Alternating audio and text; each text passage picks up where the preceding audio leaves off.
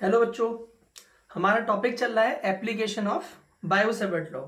Biot-Savart law के application में previously हमने टॉपिक जो देखे थे, हमने मैग्नेटिक फील्ड निकाला था infinitely long current carrying conductor की वजह से। फिर देखा था कि अगर कोई सर्कुलर कॉइल है, इस तरीके से अगर कोई सर्कुलर कॉइल है, उसके सेंटर पे मैग्नेटिक फील्ड क्या होता है। आज एक नया टॉपिक करने वाले हैं, क्लास 12 के लिए काफी इंपॉर्टेंट है।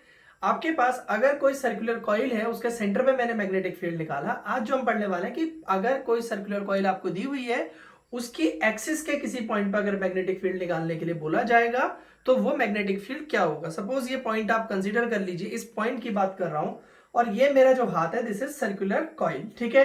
तो आपको इस पॉइंट पे मैग्नेटिक फील्ड फाइंड आउट करना है। तो आप ध्यान से समझिए, थोड़ा सा पहले ऐसे ही थोड़ा डिस्कस कर लेते हैं 1-2 मिनट के लिए कि हम लोग कह रहे हैं कि हम पढ़ रहे हैं बायो-सेवर्ट लॉ के एप्लीकेशन। अब आपसे मैग्नेटिक फील्ड निकालने के लिए बोला गया, तो आपको पता है कि आपको जो भी मैग्नेटिक फील्ड फाइंड आउट करना है उसके लिए जो फॉर्मूला आपको मिलने वाला है वो है बायो-सेवर्ट लॉ। तो बायो-सेवर्ट लॉ कैसे आप लोग अप्लाई करते हैं उसको आपको थोड़ा सा रिवाइज करना पड़ेगा। बायो-सेवर्ट लॉ में हमने क्या पढ़ा था कि अगर किसी वायर में करंट फ्लो कर रहा है, सपोज ये वायर है, इसमें करंट फ्लो करता है, इसका एक छोटा सा एलिमेंट हम लोग डेल्टा एल लेते थे, उससे आर डिस्टेंस पे कोई पॉइंट पी ले लेते, ठीक है। तो हम लोग क्या करते थे, मैग्नेटिक फील्ड का फॉर्मूला लेते थे, तो हम बोलते थे delta b is equal to mu naught upon 4 pi I, इसमें आई करंट फ्लो कर रहा है, डेल्टा एल आपने छोटा सा एलिमेंट ले लिया, I delta L sine theta upon are square. R जो है आप डिस्टेंस ले कंसीडर करते थे, कहां से कहां तक की डिस्टेंस आप कंसीडर करते थे, ये जो आपके पास पोर्शन है, छोटा सा पोर्शन डेल्टा एल लिया हुआ है, यहां से लेके उस पॉइंट तक की डिस्टेंस, मींस जिस एलिमेंट की वजह से मैग्नेटिक फील्ड निकाल रहे हैं उस पॉइंट, उस एलिमेंट से लेकर के उस पॉइंट तक की डिस्टेंस जहां पे आप मैग्नेटिक फील्ड निकाल रहे हैं। फॉर एग्जांपल अगर मैं इस केस की बात करता हूं, मैं यहां पे मैग्नेटिक फील्ड निकालना चाहता हूं और मैंने एक छोटा सा करंट कैरिंग कंडक्टर है, सर्कुलर कॉइल है कोई आपके पास, इसमें आपने एक छोटा सा एलिमेंट ले लिया। तो आप अगर आप आर की बात करते हैं तो इस टॉपिक के अंदर आर क्या होगा, r is the distance from this point to this point. तो आपके पास जो टेढ़ी से ऐसे करके जो लाइन बनने वाली है, ये अभी आपका आर होने वाला है। तो आर को लेके बिल्कुल भी कंफ्यूजन में नहीं आना है। आर क्लियर अगर कॉन्सेप्ट है, डिस्टेंस, एलिमेंट की डिस्टेंस किस जगह तक, जिस पॉइंट पे आप लोग वैल्यू निकाल रहे होते हैं मैग्नेटिक फील्ड की।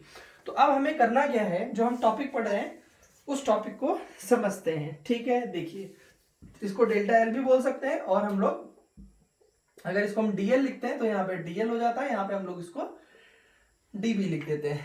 तो हमारा टॉपिक है magnetic field on the axis of circular, magnetic field on the axis of circular current loop. कोई सर्कुलर करंट लूप है, उसके हमें उसकी एक्सिस पे मैग्नेटिक फील्ड निकालना है। तो हम सबसे पहले एक डायग्राम ड्रॉ कर लेते हैं। Suppose this is a current loop, इसकी जो हमने कहा सेंटर से एक्स डिस्टेंस पे कोई पॉइंट है पी, जहां पे हमें मैग्नेटिक फील्ड फाइंड आउट करना है और इस वायर में आपकी करंट फ्लो कर रही है आई, ठीक है। सेंटर से डिस्टेंस ले ली। अब मैं ये कह लेता हूं कि जो ये मैंने सर्कल लिया हुआ है, सर्कुलर कॉइल है, सपोज उसकी रेडियस मैंने बोला suppose this is small a. तो हम बोल देते हैं let us consider a current carrying circular loop of radius small r having centre at o, I with the current flowing through it, ठीक है। Let P be a point at which magnetic field is required. This point is at a distance small x from the center of the circular coil. Okay. अब आपने क्या करना है, let, अब यहाँ पे लिख दीजिए let dl be a small current element। एक dl हमने एक छोटा सा एलिमेंट ले लिया। अब हमने बायो-सेवर्ट लॉ अगर अप्लाई करना है तो हमें पता है कि इस छोटे से एलिमेंट को इस P पॉइंट से अगर मैं मिलाता हूं, ये जो अगर लाइन अगर मिलाऊंगा यहाँ पे, तो मुझे इस छोटे से एलिमेंट की वजह से मैग्नेटिक फील्ड निकालना है पी पॉइंट के पास। तो मैंने इसको मिला दिया और अभी मैंने फॉर्मूला पढ़ाया था जो हम आर बोलते हैं, r is the distance from element to that point where the magnetic field is required, then this value is r, ठीक है। सपोज यहाँ पे जो एंगल बनाता है वो आपका फाई एंगल बनाता है। इसी तरीके से यहाँ पे मैंने एक छोटा सा एलिमेंट और ले लिया है डीएल, तो सेम उस एलिमेंट को अगर आप यहाँ पे मिलाते हैं तो बच्चों वो डिस्टेंस भी कितनी होगी, आर हो जाएगी। और सपोज ये भी जो एंगल बनाता है आपका फाई बनाता है, ठीक है। अब आपको मैग्नेटिक फील्ड इस एक्सिस के अलोंग निकालना है। अब आप ध्यान से समझिए, जब बायो-सेवर्ट लॉ पढ़ाया था, बायो-सेवर्ट लॉ में कि वेक्टर फॉर्म हमने पढ़ी थी, तो हमें सबसे पहले आप यहाँ ध्यान दीजिए, mu naught upon 4 pi I dl sine theta upon are square. पढ़ने के बाद आपके दिमाग में कोई कंफ्यूजन रहे, उससे बढ़िया ये है कि आप पहले ही क्लियर कर लें। हमने इसको वेक्टर फॉर्म में लिखा था, तो आर से मल्टीप्लाई आर से डिवाइड किया था, और डीएल आर साइन थीटा को हमने इसको mu naught upon 4 pi I, इसको हमने dl vector cross r vector लिख दिया था, और अपॉन हमने आर क्यूब किया हुआ था। तो हमें पता है कि जो डीबी वेक्टर होता है, मैग्नेटिक फील्ड को हम वेक्टर फॉर्म में लिखना शुरू करते हैं। This vector form is what, this is the product of dl vector and r vector. तो अगर हम ए क्रॉस बी की बात करते हैं, suppose I have two vectors a vector and b vector, this is a vector, this is b vector, then a cross b is perpendicular to both a vector and b vector। तो यहाँ पे भी क्या होगा बच्चों, आपका जो db vector है वो dl वेक्टर और r वेक्टर दोनों से परपेंडिकुलर रहता है, मींस 90 डिग्री का एंगल बनाता है। तो अगर आप इस एलिमेंट की वजह से मैग्नेटिक फील्ड की बात करेंगे, तो वो इस r वेक्टर से, अगर r वेक्टर की बात करें तो इससे कितना एंगल पर रहेगा, 90 डिग्री पे। मैं देखता हूँ अक्सर क्या होता है, बच्चे इस डेरिवेशन को कर लेते हैं, बट उनको एंगल बताने में प्रॉब्लम हो जाती है कि एंगल किस तरीके से बन रहा है। तो आप यहां पे ध्यान से समझिए, this total angle is 90 degree, this is 90 degree. मैंने यहां से क्या किया, एक लाइन ड्रॉ कर दी है, एक लाइन ये ड्रॉ कर दी। अब आप सोचिए पूरा एंगल 90 है, और ये वाला एंगल भी आपका 90 डिग्री दिख रहा है। ठीक है बच्चों, ये भी आपका 90 है, और ये 5 है, तो ये एंगल कितना बचा, 90 माइनस 5। तो अगर ये एंगल आपका 90 माइनस 5 बन रहा है और ये टोटल 90 है, तो ऑब्वियस सी बात है ये वाला एंगल जो आपका बनेगा, ये वाला जो एंगल निकल के आएगा, दिस इज 5। समझ रहे हैं? देखिए थोड़ा सा आप ध्यान से समझिए, इस लॉ के अकॉर्डिंग आर वेक्टर और मैग्नेटिक फील्ड एक दूसरे के परपेंडिकुलर होंगे। तो अगर इस डायरेक्शन में हमारा मैग्नेटिक फील्ड होना ही है आर वेक्टर के परपेंडिकुलर, ठीक है, ये हो गया। तो अब आपने क्या किया कि ये जो एंगल होगा दिस इज 90 डिग्री, और आपने कहा ये एंगल फाई है, और ये जो आपका स्ट्रेट लाइन इसके साथ बनाएगी दिस इज 90 डिग्री, तो ये कितना बचता है, 90 माइनस 5, और ये आपके पास 90 है। तो 90 माइनस 5, 90 में से माइनस करोगे तो 90 माइनस 90 माइनस 5 अगर आप करने वाले हैं तो 90 माइनस 90 प्लस 5 हो जाएगा, तो वो एंगल आने वाला है आपका 5। तो ये एंगल आपके पास 5 हो गया। तो आप एक बार इसका स्क्रीनशॉट ले लीजिए, मैं इतनी सारी चीजें डायग्राम में रखूंगा नहीं, मैं इसको हटा दूंगा अभी, ठीक है। तो आप यहाँ पे समझिए, इसी तरीके से अगर आप यहां देखते हैं तो यहां भी तो आर के साथ 90 डिग्री पर इस तरीके से मैग्नेटिक फील्ड होगा। इस एलिमेंट से अगर आप निकालते हैं तो ये 5 आपका एंगल है, तो जैसे आपके पास ये वाला एंगल 5 बना, तो ये भी आपके पास 5 हो जाएगा, ठीक है। तो अब यहाँ पे ध्यान दीजिए, जो आपके पास, अब इस डायग्राम को जल्दी से बना लीजिए, फिर मैं इसको हटा रहा हूँ। ये सब बनाने की मुझे कोई जरूरत नहीं है फिलहाल, ये सब मैं नहीं बनाऊंगा, मैं सीधे यहाँ पे आपको ये वाला एंगल 5 लिख के दिखाऊंगा, और कैसे 5 आता है वो आप समझते हैं। बहुत ज्यादा हौच पौच हो जाता है, नहीं तो समझ में नहीं आता फिर। अब आप यहां से समझने की कोशिश करिएगा कि ये जो डीबी है, इस डीबी के दो कंपोनेंट होंगे। ये वाला जो कंपोनेंट है ये डीबी कॉस 5 होगा, और ये कंपोनेंट जो होगा डीबी कॉस 5 होगा, ठीक है। एंगल के साथ वाले जो होते हैं कॉस, और जो दूसरी वाली ब्रांच होती है वो साइन। तो ये होगा आपका डीबी साइन 5, और ये भी आपका डीबी साइन 5। कहने का मतलब है इस एलिमेंट की वजह से निकालेंगे तो वो भी डीबी साइन 5 और ये भी डीबी साइन 5। अब आप देखिए, आप इंटरेस्टेड इसमें है अलोंग एक्स एक्सिस, तो अलोंग एक्सिस वाले में आप देख रहे हैं, तो एक्सिस के अलोंग कौन सा कंपोनेंट है, डीबी साइन 5। तो हम मैग्नेटिक फील्ड जो निकालेंगे वो डीबी साइन 5 की वजह से निकालेंगे। और जो इनको देख रहे हैं आप, वैसे भी डीबी कॉस 5 और ये डीबी कॉस 5 की बात करते हैं, तो दोनों एक दूसरे के डीबी कॉस 5 मैग्नीट्यूड में सेम होंगे। क्यों सेम होंगे, क्योंकि डीएल एलिमेंट सेम है। तो ये दोनों आपके पास सेम हो गए, और अपोजिट डायरेक्शन में तो कैंसिल आउट हो जाएंगे। तो इन दोनों का जो आपस में रिजल्टेंट है वो 0 हो जाने वाला है, और सिर्फ मैग्नेटिक फील्ड किसकी वजह से आएगा, डीबी साइन 5 की वजह से। तो आप कहेंगे कि भाई अकॉर्डिंग टू बायो-सेवर्ट लॉ ये होता है। देखिए इसको अगर हमें डेरिवेशन पे जाना है, डेरिवेशन पार्ट में, तो लिखेंगे अकॉर्डिंग टू बायो-सेवर्ट लॉ क्या होता है, dv is equal to mu naught upon 4 pi I d l sine theta upon are square. अभी मैंने बताया था कि ये जो लाइन है यहाँ इसके साथ 90 डिग्री बनाएगी, तो थीटा आपका 90 डिग्री हो गया। अब थीटा आपका 90 डिग्री है, तो जो आपका sine theta is equal to sine 90 हो जाएगा, और साइन 90 कितना होता है आपका 1 होता है। तो आप यहाँ पे ध्यान दीजिए, sine theta is equal to sine 90 is equal to 1, then dv is equal to mu naught upon 4 pi I dl upon r square. This is the value of db. तो आपने db निकाला. अब आप यहाँ पे ध्यान दीजिए, this is the magnetic, this is the value of db. Now you will say that db can be, इसके बाद आपको जो नोट्स बनाना है आप बोलेंगे db can be resolve into two components, db cos phi and db sin phi. From figure we see that the components db cos phi are equal and opposite, so they cancel out each other. The resultant magnetic field at point P is due to component db sin phi. So the total magnetic field at point P is obtained by integrating this result. ठीक है, is obtained by integrating db sin phi. तो जो db sin phi है उसका आप integration करते हैं.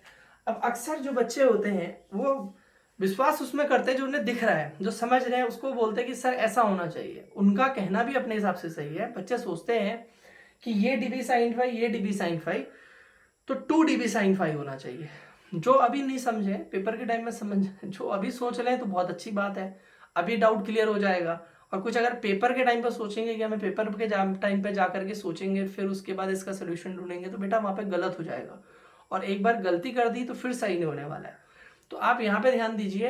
अब होता क्या है कि पहले तो एक चीज को ध्यान दीजिए कि डेरिवेशन को समझते हुए करने का फायदा क्या होता है. एप्लीकेशन को इतना प्यार से पढ़ने की जरूरत क्या. आप कोई भी न्यूमेरिकल पार्ट आप करेंगे, अगर आपने एक बार अपने कॉन्सेप्ट क्लियर कर लिया तो फिर आप किसी भी कॉम्पिटेटिव एग्जाम का पेपर उठा के देखेंगे तो कॉन्सेप्ट, क्वेश्चन 1000 हो सकते हैं, कॉन्सेप्ट आपका एक ही रहता है. तो वो कॉन्सेप्ट अप्लाई हो रहा होगा तो आप इजीली उसको फाइंड आउट कर लेंगे कि वे क्या है इसको सॉल्व करने का.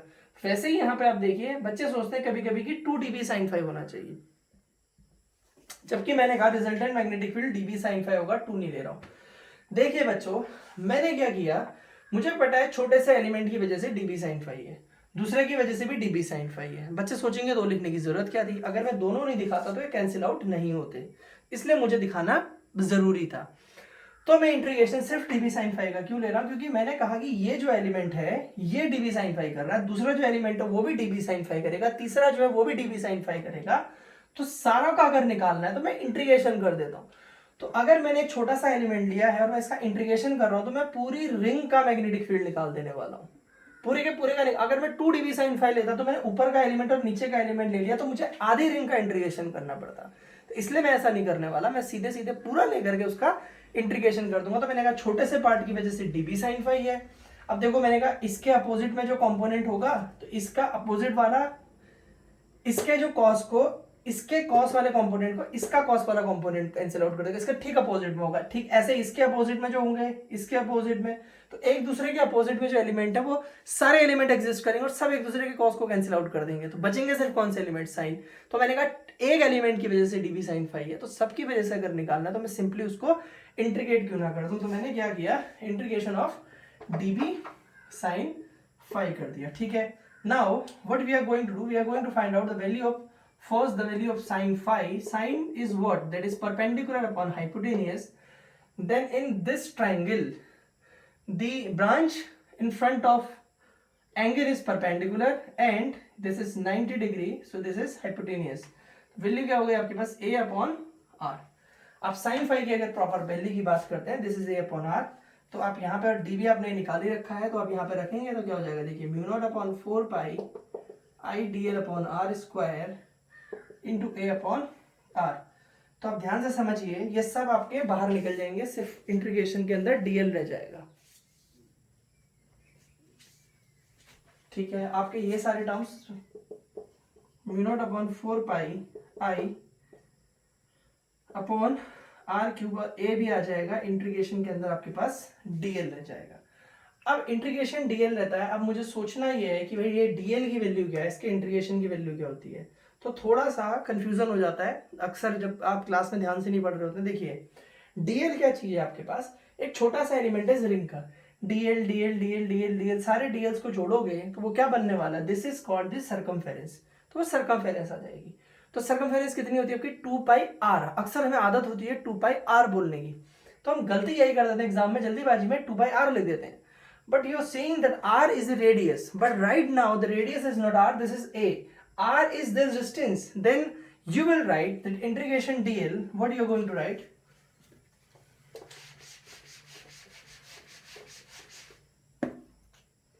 Integration dl is equal to circumference of circular ring and which is 2 pi a. Right now a is the radius, so I am going to write 2 pi a. Now b is equal to mu naught upon 4 pi I upon r cube a into 2 pi a. So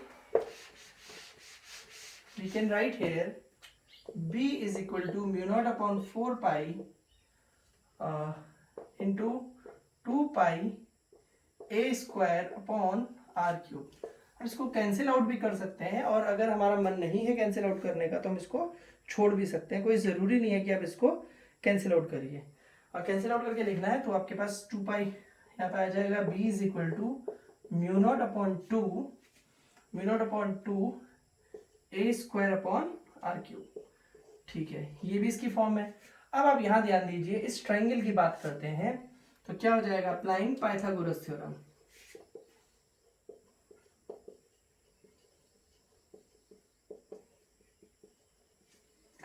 Pythagoras theorem apply करेंगे तो इसका square क्या हो जाएगा, r square is equal to a square plus x square, then r is equal to a square plus x square power 1/2।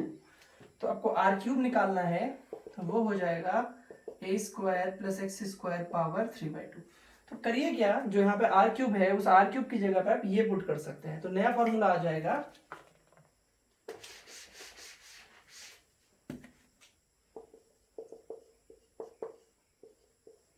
A square upon A square plus x square power 3/2।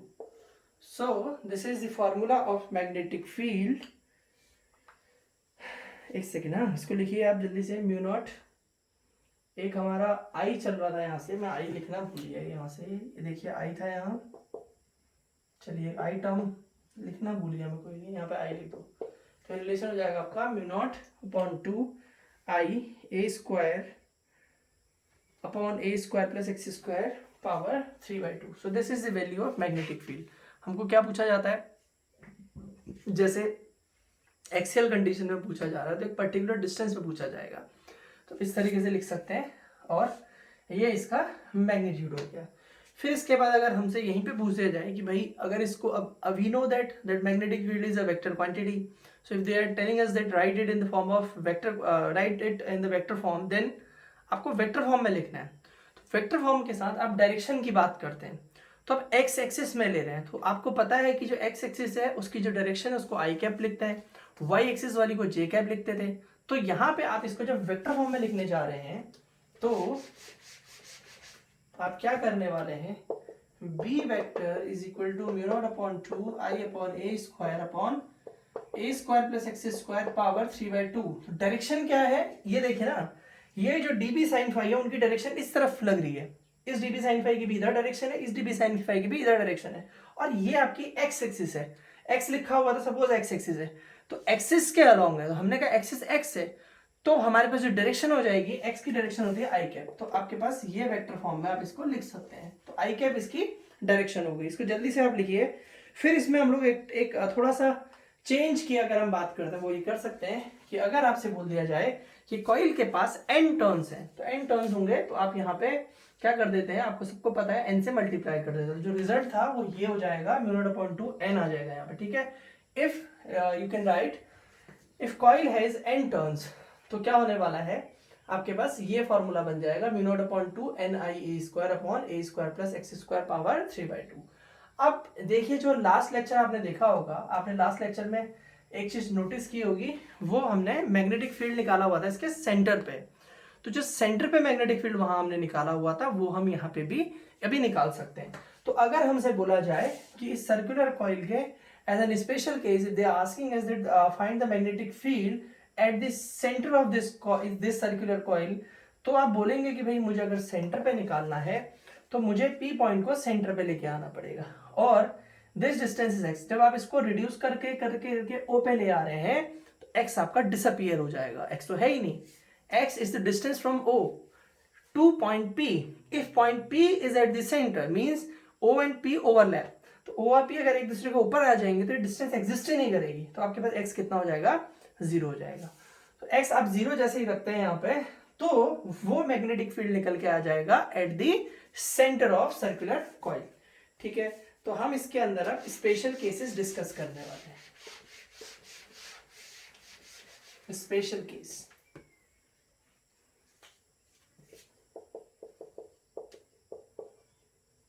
Special case में हम first case को discuss कर रहे हैं, which is first case at the centre. अगर centre की बात करते हैं तो सेंटर पे आपका x कितना हो जाएगा, x इज इक्वल टू 0। तो b यहाँ पे सेंटर की बात कर लेते हैं, this will be n I a square upon 2, ये a स्क्वायर हट जाएगा आपका, सॉरी x हट जाएगा, तो रह जाएगा a स्क्वायर पावर 3/2, ये कैंसिल आउट हो जाएगा। तो यहाँ आ जाएगा आपके पास mu naught upon 2 N I a square upon A Q, फिर ये कैंसिल आउट हो जाएगा यहाँ पे। तो b सेंटर की जब बात करेंगे आप लोग, तो म्यू नॉट अपॉन 2 एन आई अपॉन ए। तो अगर आप लास्ट लेक्चर में जाके देखेंगे तो लास्ट लेक्चर में आपको यही फॉर्मूला मिलने वाला है। ठीक है, इसको जल्दी से आप नोट कर लीजिए।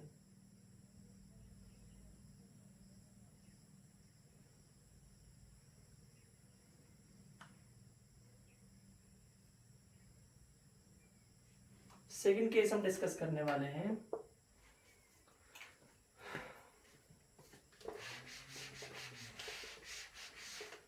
At a point far away from the centre. तो अगर हमारे पास कुछ इस तरीके का पॉइंट आ जाता है कि हमें बोला जाए कि ये जो आपका पॉइंट है ये बहुत दूर है, किससे, सेंटर से।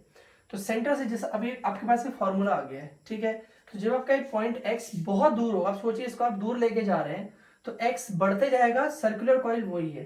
तो इस पर्टिकुलर केस के अंदर क्या हो जाता है, आपका x बहुत बड़ा हो जाएगा a के कंपैरिजन में। जैसे आप मान के चलिए कि ऐसे एक सर्कल है, जैसे होता है ना कि बहुत दूर अगर आप देखते हैं तो आपको कोई बड़ी सी चीज दिख रही होती है, और जब पास जाते, सॉरी छोटा सा दिख रहा होता है, जैसे जैसे उसके पास जाते हैं तो आपको लगता है कि इसका साइज बढ़ता है। पहाड़ को देखते हैं ऐसे लगता है जरा सा चढ़ जाएंगे, लेकिन जैसे जैसे उसके पास जाते हैं तो उसके हाइट का पता चलता है। या इसी तरीके से अगर दूर, बहुत दूर आपके नज़रों से कोई हाथी है तो ऐसे लगेगा ये कोई छोटा सा जानवर घास खा रहा है, और जैसे जैसे उसके पास जाओगे तो पता चलेगा उसके साइज के बारे में। सिमिलरली क्या होता है कि अगर आप रिंग है, रिंग से दूर जा रहे हैं, धीरे धीरे धीरे दूर जा रहे हैं, तो रिंग का साइज आपको छोटा होता दिखाई देगा। तो रिंग एक पॉइंट की तरह आपको एक्ट करते हुए दिखाई देगी। तो इस तरीके से इसी तरीके का कुछ केस पड़ रहा है कि अगर आप जो पी पॉइंट की बात कर रहे हैं इसको बहुत दूर लेके चले जाएं, तो देखिए ये एक्स डिस्टेंस है, एक्स तो बढ़ता जा रहा है, बढ़ता जा रहा है, बढ़ता जा रहा है, और ये ए उसके कंपैरिजन में क्या होता जाएगा, छोटा होता जाएगा। तो इस केस में when point p is far away from centre, तो सेंटर से जब ये बहुत दूर है तो उस केस में x जो है वो ग्रेटर होगा a से, a इज द रेडियस, तो x स्क्वायर तो भाई और भी बड़ा हो जाएगा किससे, फिर a square, hence neglecting a square as compared to x square. a square को नेग्लेक्ट कर रहे हैं किसके कंपैरिजन में, x स्क्वायर के कंपैरिजन में। तो a स्क्वायर यहां से हट जाएगा। इसका मीनिंग ये हो गया कि जहां पे a square plus x square लिखा है उसको लगभग क्या लिख दो आप, एक्स स्क्वायर। तो यहीं से आप समझ लीजिए कि a square plus x square जो वैल्यू है इसकी पावर कितनी है, 3/2। तो ये हो जाएगा आपका एक्स स्क्वायर पावर 3/2, यानी कि आपके पास ये हो जाएगा x cube, square cancel out हो गया। तो आपका जो फाइनल आंसर हो जाएगा वो हो जाएगा, देखिए ये जो टर्म था इस टर्म की जगह पे आपने क्या लिख देना है, एक्स क्यूब। तो अगर पी पॉइंट बहुत दूर चला जाता है तो मैग्नेटिक फील्ड का फॉर्मूला रिड्यूस होके ऐसा बन जाएगा, जो कि मैंने बोर्ड पे लिख दिया है। नेक्स्ट केस पे जाते हैं। अगर आपसे बोला जाए थर्ड केस, आपको थर्ड केस दे दिया जाता है और थर्ड केस के अंदर आपसे बोला जाए कि आप x इक्वल टू कहां पे निकालिए, x इक्वल टू a पे। अगर ये जो पॉइंट P है वो इसकी सरफेस पे आ जाए, ठीक है, तो x किसके इक्वल हो जाएगा, a के, तब मैग्नेटिक फील्ड क्या होगा। तो आप ये जो फॉर्मूला आप लोग लिख रहे थे, mu not an I a square upon 2a square plus x square power 3/2 लिख देते, फॉर्मूला है। इसमें x की जगह पे आप सिंपली क्या लिख दीजिए, a लिख दीजिए, तो यहाँ पे a स्क्वायर हो जाएगा। तो ये क्या हो गया आपका म्यू नॉट NIA² अपॉन 2 और यहाँ पे 2A² पावर 3/2। इस तरीके की आपकी फॉर्म बन जाएगी, इसको आप सॉल्व कर सकते हैं। तो यहाँ पे आप देखिए, इसको आप अगर सॉल्व करने में आते हैं तो क्या होने वाला है, म्यू नॉट अपॉन 2 ऐसे ही रहेगा, NIA² रहेगा, देखिए यहाँ पे 2 पावर 3/2 अलग हो जाएगा और यहाँ पे A² इसकी पावर 3/2, तो ये A³ बचेगा। ठीक है, आई होप यहाँ पे दिख रहा हो। तो यहाँ से क्या बचने वाला है आपका, A³ बचने वाला है। तो म्यू नॉट अपॉन 2 पाई NIA² अपॉन, देखिए बच्चों ये ऐड हो जाएंगी पावर्स, ये 2 की पावर कितने जाएगी, देखो 2 पावर 1 प्लस 3/2, यही तो है ना, यहाँ पावर 1 है, यहाँ 3/2, और ये हो जाएगा आपका A³। ये कैंसिल आउट हो जाएगा तो कितना बचेगा, देखिए म्यू नॉट अपॉन 2 पावर 5/2 और NI अपॉन A। तो अगर आप A डिस्टेंस पे इसका मैग्नेटिक फील्ड की वैल्यू निकालते हैं तो वो वैल्यू ये निकल के आने वाली है, जो मैंने यहाँ पे बोर्ड पे निकाल दी है। तो इस तरीके से आपने देखे कि आप वेरियस केसेस को डिस्कस कर रहे हैं इससे रिलेटेड। अब अगर आपसे बोला जाएगा कि भाई इसका वेरिएशन किस तरीके से होता है, अगर ग्राफ बना के दिखाइए, तो आप इसका ग्राफिकल रिप्रेजेंटेशन किस तरीके से करते हैं उसे देखिए। आप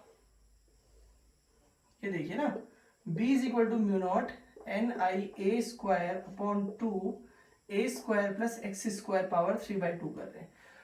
अब अगर मान लीजिए सर्कुलर कॉइल ये है, इसके सेंटर से आप इस तरफ जाएंगे तब भी मैग्नेटिक फील्ड फॉलो करना है, सेंटर से इस तरफ आ रहे हैं तब भी मैग्नेटिक फील्ड को फॉलो करना है। तो वो किस तरीके से फॉलो करेगा, तो आपने कहा कि फॉलो करेगा, ग्राफ अगर आप बनाने जाएंगे तो आपके पास ये जो ग्राफ बनेगा इस तरीके से बनेगा, जैसे जैसे आप सेंटर से दूर जा रहे हैं वैसे वैसे मैग्नेटिक फील्ड आपका फॉल होता जाएगा। और सब अगर पूछा जाए मैक्सिमम वैल्यू कहाँ होगी, तो हमने बोलना है कि सर्कुलर कॉइल के सेंटर पे मैग्नेटिक फील्ड की वैल्यू मैक्सिमम होगी। अब आपसे वेरियस क्वेश्चंस पूछे जा सकते हैं।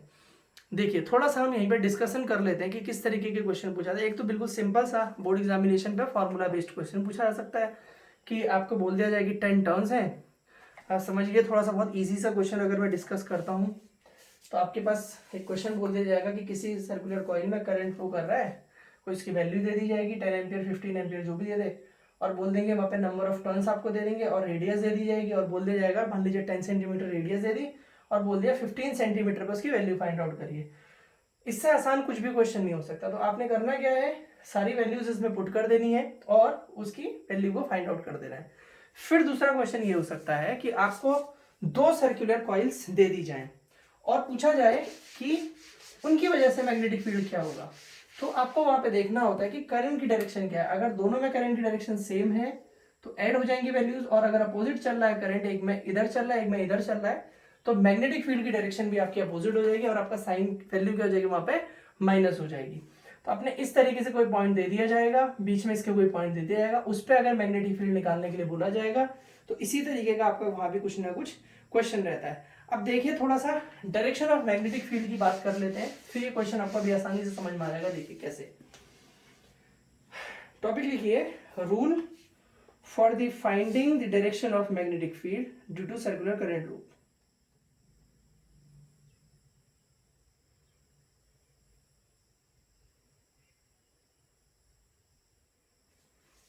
अब इसको समझिए, आप सबसे पहले करते हैं right hand thumb rule. Right hand thumb rule. अब आप समझिए, आपके पास अगर ये सर्कुलर कॉइल है, इस सर्कुलर कॉइल में करंट इस डायरेक्शन में फ्लो कर रहा है और एक बार आपका करंट इस डायरेक्शन में फ्लो कर रहा है। तो आप जैसे आप ऐसे तो बोर्ड में देखने में क्लियर नहीं होता है, जैसे आप ये ध्यान से समझिए, ये है तो मैंने कहा मैग्नेटिक फील्ड की इसमें डायरेक्शन क्या होगी। ठीक है, एक बार आपका करंट इस डायरेक्शन में फ्लो कर रहा है, एक बार आपका करंट इस डायरेक्शन में फ्लो कर रहा है।